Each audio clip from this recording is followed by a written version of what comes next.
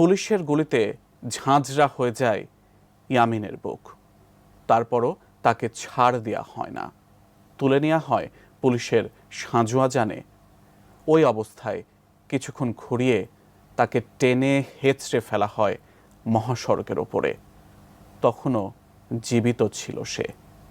এরপর পুলিশের এক সদস্য নিচে নেমে এক হাত ধরে তাকে টেনে আরেকটু দূরে সড়কে ফেলে রাখেন।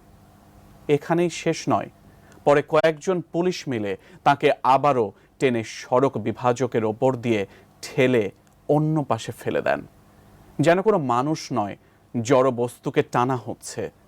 যে দৃশ্যে লজ্জিত গোটা বাঙালির বিবেক। বিস্তারিত জানাচ্ছেন এসআই রাজ।